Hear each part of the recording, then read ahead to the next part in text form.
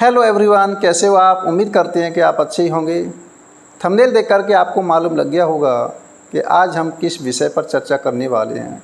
यह वीडियो आपके लिए बहुत ही महत्वपूर्ण होने वाली है। अच्छी तरीके से बिना स्किप किए हुए इस वीडियो को आप पूरा देखिए। इसमें देखिए, आपको ये बता दें, इस वीडियो के अंतर्गत हम चर्चा करने वाले हैं how to crack RPSC first grade and EMRS PGT exam को क्रैक कैसे किया जाए। पहले मैं आपको अपने बारे में बता देता हूँ। मैं Jairam Baghel, lecturer of mathematics, present में Swami Vivekanand government model school Basedi Dholpur district में पोस्टेड हूँ। मैं आपको ये भी मैं बता दूँ, 2015 की भर्ती में फर्स्ट अटैम्प्ट में मैंने आरपीएससी फर्स्ट ग्रेड को क्रैक किया था। आपको ये बता दें, हम देखो, हर कोई अभ्यर्थी ये चाहता है कि मुझे बड़ी से बड़ी जॉब प्राप्त हो जाए। जहाँ तक कोशिश पहले ये की जाती है कि गवर्नमेंट जॉब कौन सी भी प्राप्त हो जाए, लेकिन जब गवर्नमेंट जॉब कौन सी भी प्राप्त हो जाती है, जैसे कोई छोटी जॉब प्राप्त हो गई, तो उसकी जिज्ञासा होती है, उसकी इच्छा होती है कि वो उच्चतर पोस्ट को प्राप्त करे। स्कूल लेवल की सबसे बड़ी प्रतिष्ठित जॉब फर्स्ट ग्रेड ही मानी जाती है। लेक्चरर की जो पोस्ट है सबसे प्रतिष्ठित जॉब है। आप एक भौर के अधिकारी हो जाते हो, गजटेड ऑफिसर वाली ये पोस्ट है, राजपत्रित अधिकारी वाली पोस्ट है। तो इसमें क्या है, आपको ये मैं बता दूं, फर्स्ट ग्रेड, सेकंड ग्रेड और थर्ड ग्रेड तीनों के एग्ज़ाम कंडक्ट किए जाते हैं, लेकिन पहले कम स्तर, उससे थोड़ा हैवी स्तर और हैवी स्तर आ जाता है फर्स्ट ग्रेड में। फर्स्ट ग्रेड में जो क्वेश्चन पूछे जाते हैं, कॉन्सेप्चुअल क्वेश्चन पूछे जाते हैं। ऐसा नहीं है कि कोई आपने फार्मूला लर्न कर लिया, उस फार्मूले बेस्ड क्वेश्चन पूछ लिए जाएंगे, ऐसा नहीं है। थोड़ा सा अंतर है। कुछ फैक्ट वाले क्वेश्चन पूछे जाते हैं, कुछ कॉन्सेप्चुअल पूछे जाते हैं। ये ओनली सेकंड ग्रेड के अंतर्गत होता है। लेकिन अब के ट्रेंड बदलता जा रहा है। ट्रेंड बदल रहा है तो आपको उसी के अकॉर्डिंग अपनी सोच भी बदलनी होगी। मैं अपने बारे में आपको बता दूं कि मैंने फर्स्ट प्रयास में ही आरपीएससी फर्स्ट ग्रेड को कैसे क्रैक किया था। प्रथम प्रयास में ही मैंने फर्स्ट ग्रेड की जॉब प्राप्त कर ली थी। शुरुआत में देखो, मैंने पढ़ाया है कोचिंग में। बहुत से अभ्यर्थी ऐसे होंगे जो कई कोचिंगों में पढ़ा रहे होंगे और अपनी तैयारी में लगे हुए हैं। सबसे बढ़िया रोल अदा किया जाता है पढ़ाने वाली एजुकेशन। आप एजुकेशन के क्षेत्र में जुड़े हुए, एजुकेशन से संबंधित आप काम कर रहे हैं, तो आपकी नॉलेज में विकास होता है, आपकी नॉलेज बढ़ती है। अगर आप उच्चतर क्लासों को पढ़ाते हैं, जैसे 11th-12th, मैं पहले 11th-12th क्लास को ही पढ़ाता था। 11th-12th के साथ साथ मेरी एक ख़ास आदत ये थी, कोई भी जैसे फार्मूला है, फार्मूले कहाँ से निकला, फार्मूले का निर्माण कैसे हुआ, उसकी किसी ने तो खोज की होगी। तो फार्मूला बना कैसे, उस पर आपको रिसर्च करना है। पहले आप उसका स्रोत देखिए कि फार्मूला किस तरीके से बना, नहीं तो आप एनालिसिस कीजिए, बिल्कुल समझ में आ जाता है कि फार्मूला किस तरीके से प्रूफ हुआ है। आप फार्मूले प्रूफ करना सीख जाएंगे तो ये समझ लो आप डीपली नॉलेज ले रहे हो। आप एजुकेशन की आपको डीपली नॉलेज हो जाएगी। कोई भी जैसे सिलेबस के अकॉर्डिंग आपने कोई टॉपिक उठाया है, उसके अकॉर्डिंग आपकी डीपली नॉलेज हो जाएगी, तो कैसा भी क्वेश्चन बन करके आए और उसे आप आसानी से कर सकते हो। तो जब मैं 11th-12th क्लास को पढ़ाता था तो बहुत डीपली नॉलेज रखता था। मैं यही देखता था कि फार्मूला बना कैसे। और आपको ये भी बता दें, आजकल जो क्वेश्चन पूछे जा रहे हैं वो क्वेश्चन कॉन्सेप्चुअल हैं। फार्मूला कैसे बना, वहाँ से उठाते हैं क्वेश्चनों को। ऐसा नहीं है कि कोई ट्रिक लगा दें, ट्रिक हमेशा फेल हो जाती है। ट्रिक कुछ ही सवालों में यूज होती हैं और इतनी ट्रिक बहुत से बना देते हैं कि उनको याद कर पाना भी कठिन हो जाता है। अरे ट्रिक अपने आप बन जाती है जब आप फॉर्मूला प्रूव करना सीख जाएंगे, ड्राइव करना सीख जाएंगे। फर्स्ट ग्रेड का जो एग्ज़ाम है वो डीपली नॉलेज के लिए होता है। तो ये आपको बता दें कि मैंने देखो 12th क्लास में जो भी सब्जेक्ट पढ़ाई थी, इसमें क्या है, देखो मैथमेटिक्स में 4 गणित हुआ करते थे उस समय मैंने पढ़ाया था। 2010 की बात कर लेते हैं। 2010 में जो 4 गणित हुआ करते थे वेरी इंपॉर्टेंट मैथमेटिक्स थे। मेरा मानना है उसी में से ही अधिकतर क्वेश्चन फंस रहे हैं। तो फिर जो 2010 में 12th के जो 4 पार्ट में गणित होता था उसका थोड़ा सा मैं आपको बता दूं किस टाइप के होते थे। जैसे ये है अवकलन गणित है, आपको ये दिखाई दे रहा है, 12th क्लास का है। ऐसे ऐसे 4 पार्ट होते थे। 11th के भी 4 पार्ट, 12th के भी इसमें 4 पार्ट होते थे। RBSE है, राजस्थान बोर्ड वाली जो 2010 में जो बुक थी वही बुकें हैं।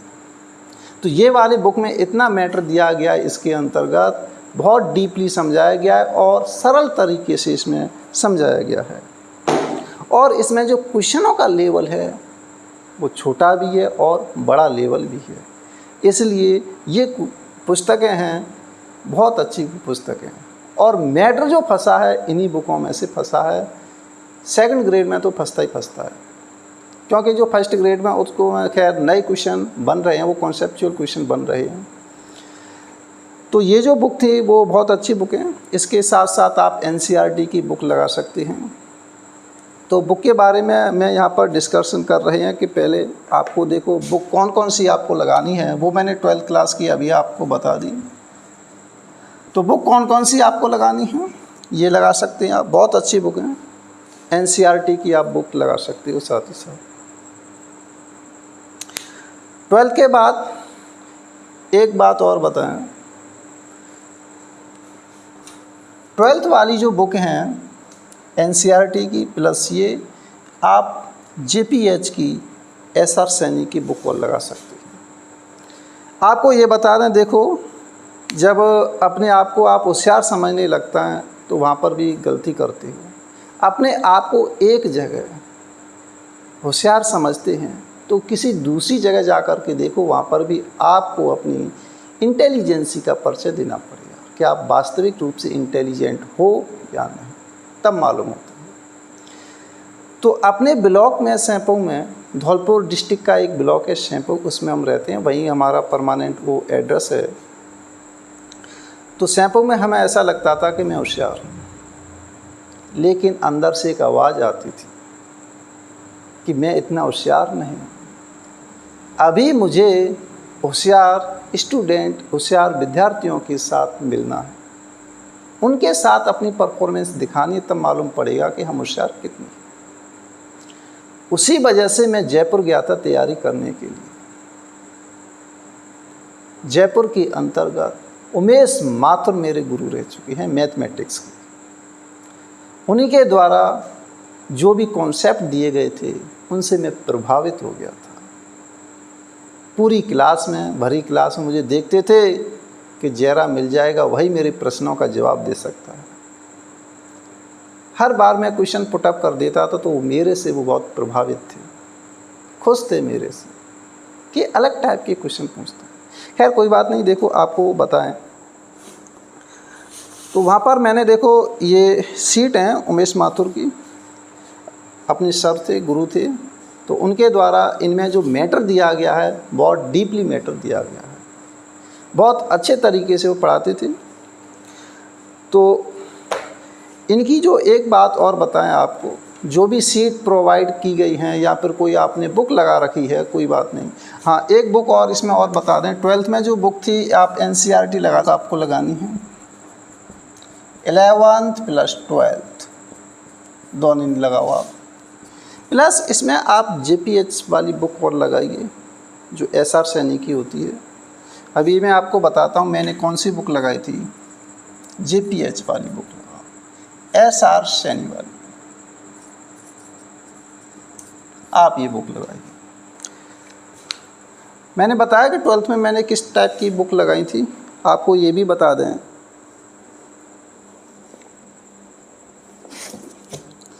मैंने ये बुक लगाई थी, आपको दिखाई दे रहा है, गणित शास्त्र है ये फॉर AIEEE एस्पिरेंट के लिए था ये, लेकिन मैंने भी क्या AIEEE की तैयारी की थी। तो इसमें क्या है, बहुत अच्छा मैटर दिया गया है, बहुत सरल तरीके से बताया गया है, कुछ फार्मूलों को ड्राइव भी किया गया है इसके अंतर्गत, लेकिन कुछ इसमें फार्मूले इस तरीके से सेट किए गए हैं कि आपको याद करने में ज़्यादा परेशानी नहीं आएगी। प्लस इसके जो क्वेश्चन हैं, question very very most important for competitive exam. ये समझ लो अधिकतर जो क्वेश्चन हैं इसी में से ही आते हैं, सेकंड ग्रेड में तो आते ही आते हैं, फर्स्ट ग्रेड में कुछ बनकर के क्वेश्चन आते हैं, लेकिन कॉन्सेप्ट इनका यही रहता है। बहुत अच्छी बुक है ये वाली, प्लस मैंने ये वाली भी बुक और लगाई थी। तो इनके साथ साथ आप JPH SR सैनी वाली आप बुक लगा सकते हैं। इसके बाद एक बात और बता दें इसमें कि आपके जो BSc वाली जो बुक थी, देखो सबसे अच्छी जो मेहनत होती है वो पुस्तकों में से ही होती है। कोई भी नोट्स भी आपके काम नहीं करेंगे पुस्तकों के अकॉर्डिंग। मैटर ज़्यादा होता है, इसको आप मान सकते हैं, लेकिन कॉन्सेप्ट आपके पूरे कंप्लीट क्लियर हो जाएंगे बुक्स के माध्यम से। इसलिए आप गाइड पढ़ना सीखिए। कोई भी टॉपिक आपको पढ़ना है तो आप बुक में से पढ़िए। नोट्स के माध्यम से या ट्रिक के माध्यम से आपके सभी कॉन्सेप्ट क्लियर नहीं हो सकते।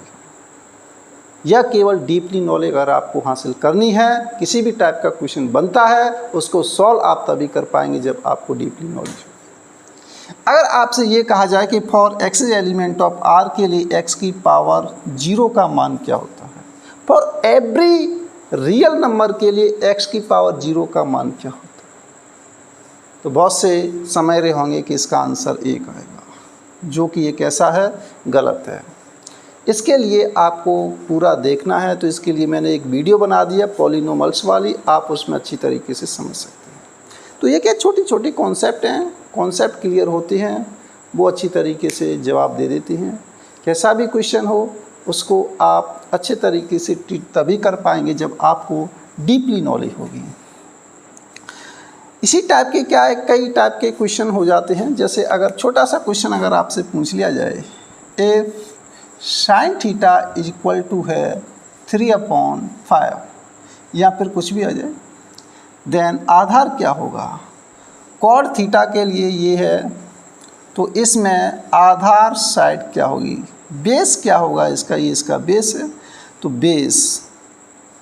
बेस की वैल्यू अगर वो पूछे कि बेस क्या हो जाएगा, साइन थीटा उसने दिया है 3/5, तो इसका बेस क्या होगा। अब बहुत से इसका जवाब दे देंगे, क्या आ जाएगा, इसका बेस 4 आ जाएगा, जो कि कैसा है, गलत है। क्योंकि यहाँ पर ये दिखाई दे रहा है कि साइन थीटा 3/5 है, ये टू साइड का क्या होता है, रेशो होता है, इसलिए यहाँ पर perpendicular is not equal to 3x कहा जाएगा, 3k कहा जाएगा। इसी प्रकार hypotenuse is equal to 5k is not 5, ध्यान रखना। तो ये क्या थोड़ी सी डीप नॉलेज होती है, आपको अच्छी तरीके से पढ़ना है। मेरा कहने का मतलब ये है, आप अच्छी डीपली नॉलेज आप कहाँ से रखोगे, आप बुक में से रखोगे। तो यहाँ पर आपने अच्छी तरीके से पढ़ ली हैं, 11-12 प्लस JPHS वाली लगा ली, और माथुर सर के अगर आप नोट्स लगाना चाहते हो, बहुत अच्छे नोट्स हैं, उसमें क्वेश्चन दिए गए हैं, बहुत अच्छे क्वेश्चन दिए गए हैं। इसके बाद अब हम ले लेते हैं इसमें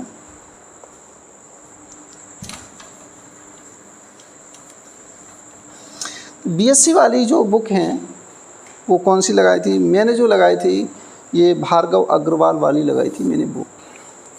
गति विज्ञान है, जैसे डायनेमिक्स की दी गई है, देखो यहाँ पर ये JPH वाली बुक है, मुझे बहुत अच्छी बुक लगी है ये।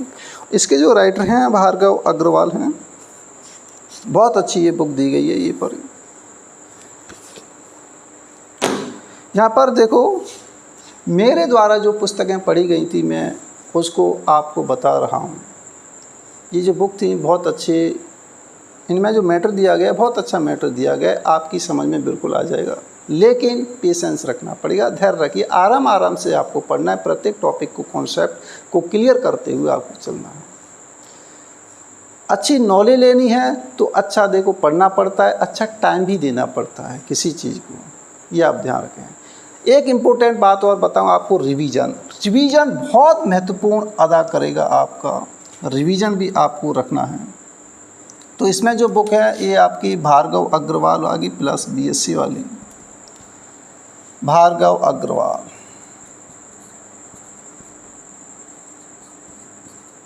ये वाली बुक आ गई, इसके राइटर हैं ये।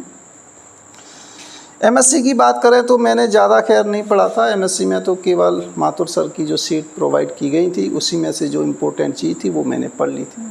सबसे मेन भूमिका अदा करती 11th-12th आपकी, ये वाला जो मैटर है 11th-12th का ही मैटर है, ये वाला पूरा 11th-12th का मैटर। तो यहाँ पर मेरी बहुत अच्छी पकड़ थी, प्लस ये और प्लस मेरी ये पकड़ हो गई थी BSc, क्योंकि सिलेबस के अकॉर्डिंग मैंने उसमें से टॉपिक छांटे, उसी टॉपिक पर बहुत अच्छी नॉलेज हासिल की थी। अब नॉलेज हो जाती है तो आराम से आप क्रैक कर सकते हैं। सब्जेक्ट पर कमांड बनाइए आप, सब्जेक्ट ही तो आपको पढ़ानी है फर्स्ट ग्रेड में, तो इसलिए सब्जेक्ट पर कमांड तो होनी चाहिए। हम जब तैयारी कर रहे थे, प्रिपरेशन कर रहे थे, उस समय 40% का कोई क्राइटेरिया नहीं था, तो अब तो वो क्राइटेरिया है 40% का, उसमें भी लाना नेसेसरी है, प्लस इसमें भी लाना नेसेसरी है। तो इस तरीके से आप इनकी तैयारी कर सकते हैं। अच्छा, एक बात और बताएं, दूसरी बात जैसे मैंने अभी हाल कही है आपसे, रिवीजन जैसे आपने कोई टॉपिक पढ़ लिया तो दूसरा टॉपिक आप पढ़ रहे हैं तो पहले वाले का रिवीजन ज़रूर कीजिए। 80% आपको रिवीजन करना है, 20% ही आपको पढ़ना है। रिवीजन मेन चीज़ रिवीजन होती है, क्योंकि मैटर इतना हो जाता है, सिलेबस इतना हो जाता है कि उसको याद रखना बहुत कठिन कार्य हो जाता है। तो इसलिए आप याद कब रख पाएंगे, जब आप रिवीजन करेंगे। जो इंटेलिजेंट होते हैं, जिनकी IQ अच्छी होती है, तो कुछ क्या है रिवीजन पर भी डिपेंड करती है। आप बार बार रिवीजन करेंगे तो आपकी IQ में भी क्या आ जाता है, बदलाव आ जाता है, ऐसी बात नहीं। तो रिवीजन कीजिए। इसके बाद मैं आपको एक बात और बताने वाला था। हाँ, तो मैं यहाँ पर ये बता रहा था कि जैसे यहाँ पर सिलेबस की बात कर लेते, RPSC फर्स्ट ग्रेड का सिलेबस के बारे में मैंने आपको ज़्यादा बताया नहीं है कि क्योंकि सिलेबस तो अधिकतर स्टूडेंट, अधिकतर अभ्यर्थी डाउनलोड कर लेते हैं। तो आप डाउनलोड कर लीजिए, आप उसमें सिलेबस को देखिए कि इसमें क्या क्या दिया गया है।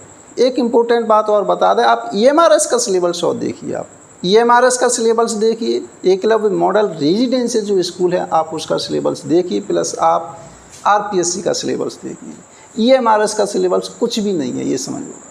उसमें क्वेश्चन थोड़े अलग टाइप के बनाए जा सकते हैं, लेकिन आपका RPSC का जो सिलेबस है वो बहुत ज़्यादा है, तो आपके लिए बहुत आसान होगा, EMRS को आप क्रैक कर सकते हो। यहाँ पर ये भी बात आपको पकड़ अच्छी है, आप इन पर बहुत अच्छे तरीके से आप इसे EMRS को आप क्रैक कर सकते हो अच्छी तरीके से।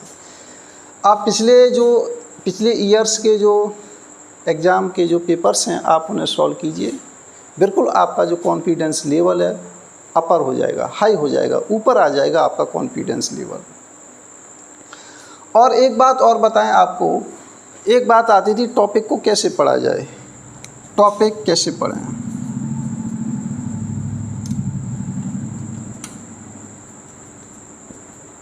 देखो, पढ़ने का अपना अपना नज़रिया होता है, अपना अपना तरीका होता है किस तरीके से पढ़ रहे हैं, लेकिन मेरा जो पढ़ने का तरीका था वो मैं आपको बता देता हूँ। कोई भी टॉपिक मैं जब सेलेक्ट करता था तब तक पीछा नहीं छोड़ता था जब तक उसे मैं पूरा ना कर दूँ। एक दिन पूरा लग जाए, 2 दिन भी उसमें पूरे लग सकते हैं, लेकिन उसकी जो थ्योरी थी, थ्योरी को बहुत अच्छे तरीके से मैं उसे हैंडल करता था।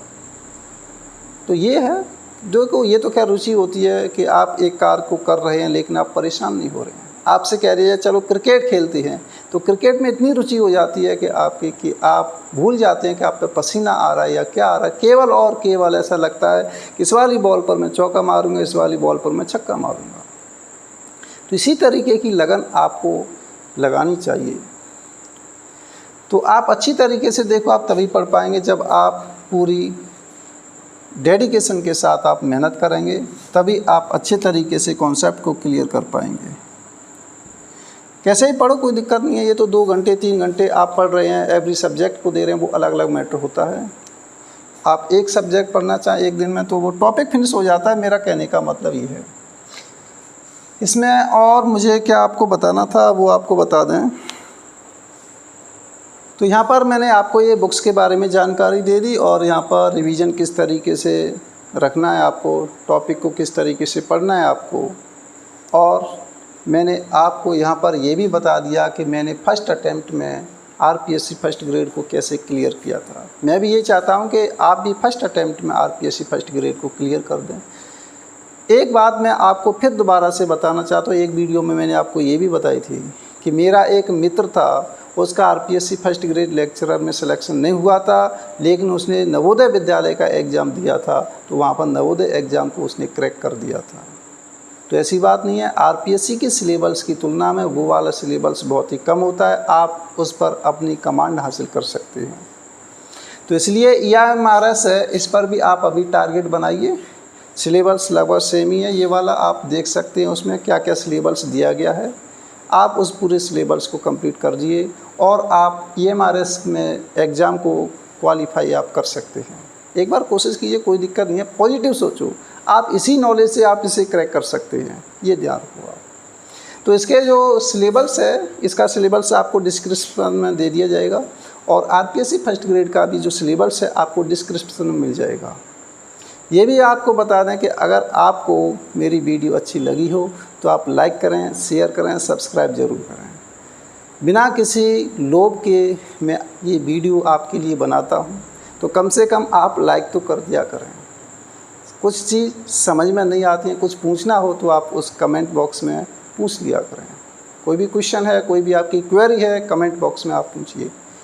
तो थैंक यू फॉर वाचिंग। लगे रहिए आप मेहनत में, आपको सफलता निश्चित मिलेगी। जय हिंद, जय भारत।